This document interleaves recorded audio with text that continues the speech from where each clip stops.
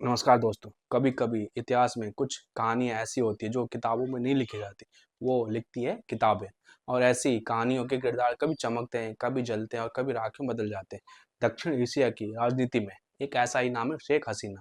एक महिला जिसने आधी जिंदगी अपने पिता की मौत का बदला लेते हुए बिताई और बाकी आधी जिंदगी सत्ता को हथेलियों में थामे हुए।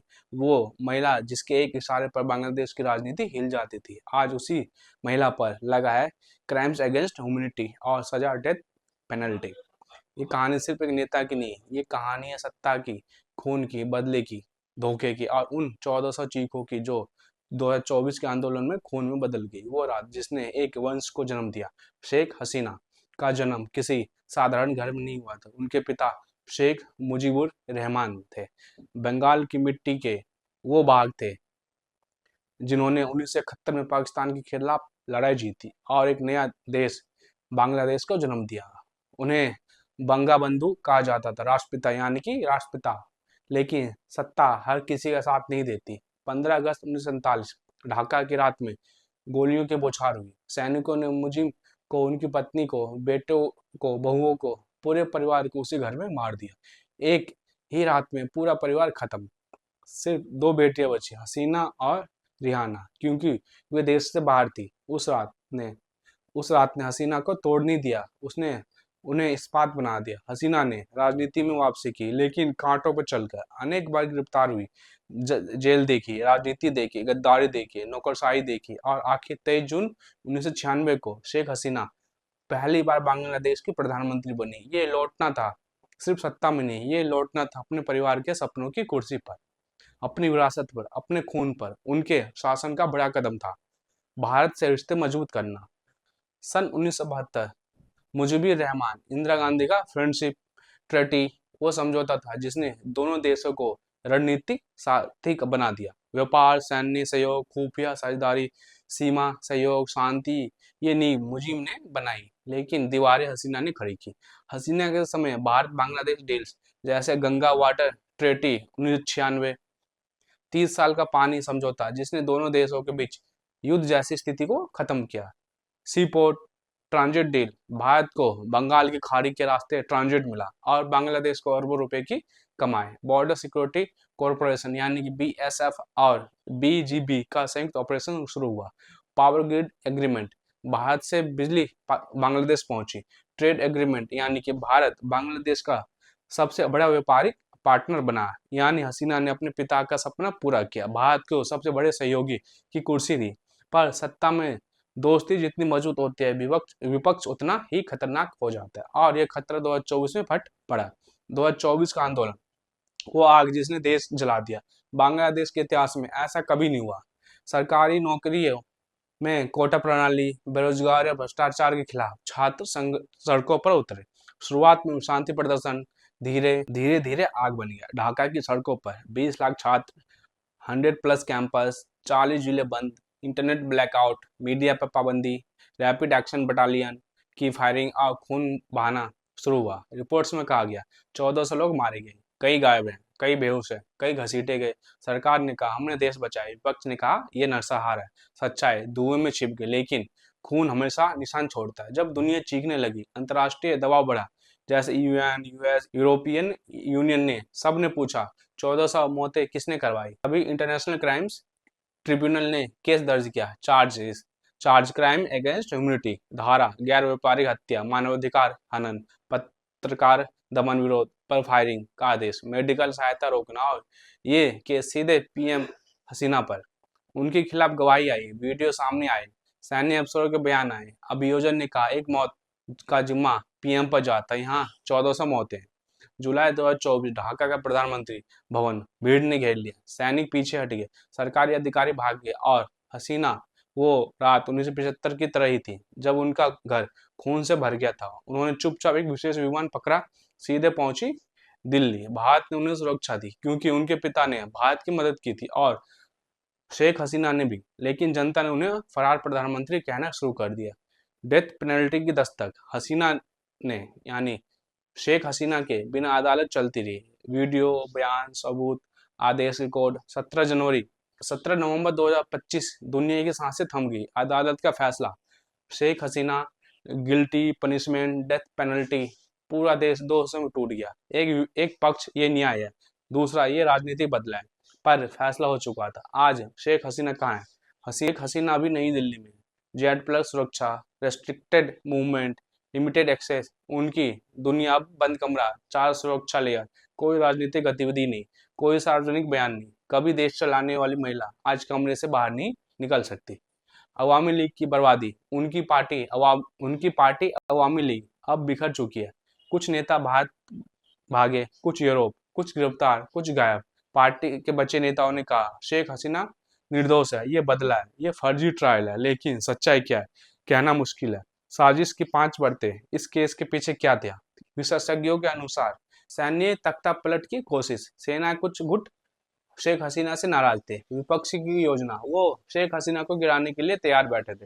विदेशी एजेंसियां, कुछ देश शेख हसीना की प्रो इंडिया नीति से नाराज थे। इंडिया बांग्लादेश फैक्टर, कई समूह इस दोस्ती को तोड़ना चाहते थे।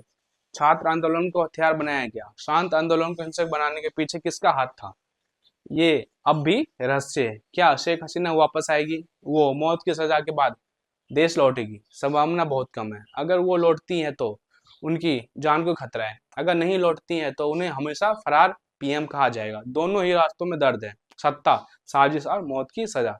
देश से बाहर लेकिन कहानी खत्म नहीं। दिल्ली में बैठी शेख हसीना की जिंदगी किसी राजनयिक मेहमान जैसी नहीं, ये एक सुरक्षित कैद है। ऐसा नहीं कि उन्हें जेल में रखा गया, लेकिन जिस कमरे में वो रहती है वहाँ हर दीवार पर कैमरा, हर दरवाजे पर गार्ड, हर मूवमेंट का रिकॉर्ड रखा जाता है। उनके लिए ये पॉलिटिकल एक्साइल है। शेख हसीना के पास 3 तरह के लोग पहुंचते हैं, सुरक्षा एजेंसियां, कूटनीतिक अधिकारी या चिकित्सा अधिकारी। उनकी आवाज तक दुनिया नहीं पहुंचती, उनका बयान नहीं आता, उनका विचार नहीं आता। ऐसा लगता है वो जिंदा होकर भी मौनी अध्याय बन चुकी है। उनकी बेटी, उनका परिवार, उनका भविष्य बहुत लोग नहीं जानते। शेख हसीना का परिवार भी 2 भागों में बट चुका है। उनका बेटा सजीव वाजेद जॉय, जो डिजिटल बांग्लादेश का चेहरा था, आज अमेरिका में है।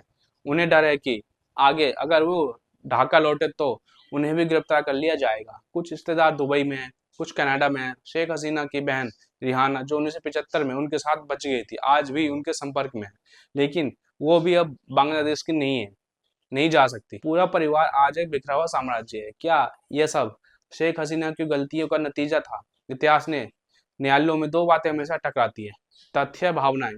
शेख हसीना की सत्ता में कई उपलब्धियां थी। देश की जीडीपी दुनिया की सबसे तेज रफ्तार निर्यात में, कपड़ा उद्योग नंबर 1, गरीबी आदि हुई और समुद्री सीमा विवाद जीता। इंफ्रास्ट्रक्चर में पुल, हाईवे, बंदरगाह। लेकिन सत्ता का अंधेरा हिस्सा हमेशा बड़ा होता है। उनके शासन के दौरान विपक्ष का दमन, इंटरनेट बंद करना, मीडिया पर काबू, रैपिड एक्शन बटालियन द्वारा फर्जी इनकाउंटर, दुर्बल लोकतंत्र, बहुत विशेषज्ञों का कहना है। शेख हसीना ने देश को आर्थिक रूप से उठाया, लेकिन राजनीतिक रूप से दबा दिया। तो क्या यह ट्रायल सही था? क्या यह न्याय था, या सिर्फ सत्ता बदलने का बहाना था?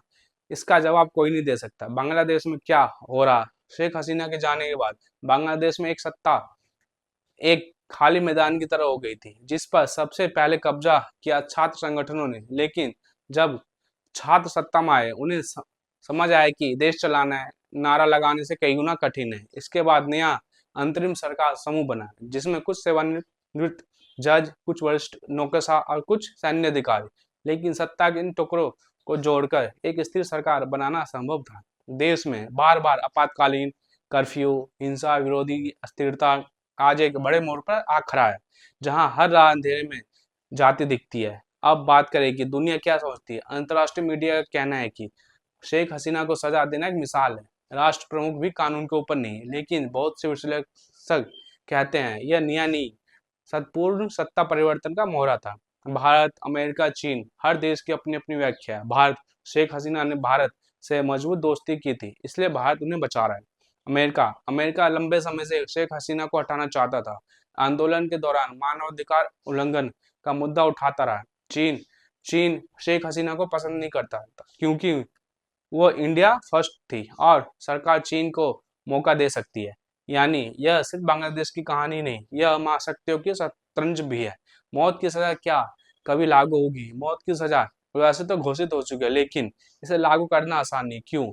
इसलिए क्योंकि शेख हसीना देश में नहीं, मौत की सजा तब तक लागू नहीं होती जब तक आरोपी देश में ना हो। राजनीतिक तूफान, शेख हसीना को हाथ लगाने का मतलब है कि ढाका में आग लग जाना। अंतर्राष्ट्रीय दबाव, यूएन ने चेतावनी दी है कि राजनीतिक व्यक्ति को मौत की सजा देना मानवाधिकार उल्लंघन है। भारत की सुरक्षा, भारत शेख हसीना को कभी सौंपेगा नहीं जब तक हालात स्थिर नहीं होते। तो सजा घोषित है, लागू नहीं। यह सजा अभी भी एक राजनीतिक हथियार है, कानूनी फैसला नहीं। क्या शेख हसीना ही 2024 के नरसंहार की जिम्मेदार है? आइए जांच के प्रमुख सवाल समझते हैं। आदेश किसने दिए? क्या शेख हसीना ने हिंसा का आदेश दिया या सुरक्षा बलों ने खुद? कितनी मौतें हुई? क्या 1400 का आंकड़ा विपक्ष ने दिया है? सरकार के अनुसार संख्या 100 के आसपास थी। सच्चाई अभी भी धुंध में। आदो- आंदोलन अचानक हिंसक कैसे हुआ? क्या छात्रों के बीच घुसपैठिए थे? कौन लाया ये हथियार? इंटरनेट ब्लैकआउट किसने किया? अगर नहीं होता तो सच दुनिया देख लेती। सेना अचानक पीछे क्यों हटी? सबसे बड़ा सवाल यही है। क्या सेना शेख हसीना की दुश्मन बन चुकी थी? इन सवालों के जवाब मिलेंगे तो शेख हसीना का सच भी मिलेगा। क्या शेख हसीना वापस सत्ता में आ सकती है? यह कुछ हद तक अविश्वसनीय लगता है, लेकिन दक्षिण एशिया की राजनीति में कुछ भी असंभव नहीं। अगर बांग्लादेश में अस्थिर बढ़ती है, अंतरिम सरकार विफल होती है और जनता नए नेतृत्व की तलाश करती है, तो संभव है कि शेख हसीना या उनका बेटा जॉय फिर से उभरे। सत्ता कभी खत्म नहीं होती, बस नए चेहरे पहन लेती है। शेख हसीना की मन की स्थिति, एक बंद कमरे का सच। हर रात शेख हसीना अपनी खिड़की से बाहर देखती है। उनके सामने तीन दृश्य होते हैं। भारत का आसमान जहां वो सुरक्षित है, दूसरा बांग्लादेश का सपना जहां वो अब लौट नहीं सकती, और तीसरा उनके पिता की यादें जो शायद उन्हें हर रात चुभती है। क्योंकि जैसे उनके पिता को राजनीति ने निगल लिया, शायद उन्हें भी उसी राजनीति ने कुर्बानी बना दिया। दुनिया की सबसे लंबी राजनीतिक दौड़, शेख हसीना लगभग 20 साल तक पीएम रही। दक्षिण एशिया में इतनी लंबी राजनीतिक यात्रा बहुत कम नेताओं ने की होती है, लेकिन इतनी बड़ी यात्रा हमेशा एक बड़े हादसे पर खत्म होती है। इंदिरा गांधी, भुट्टो, राजीव गांधी और अब शेख हसीना।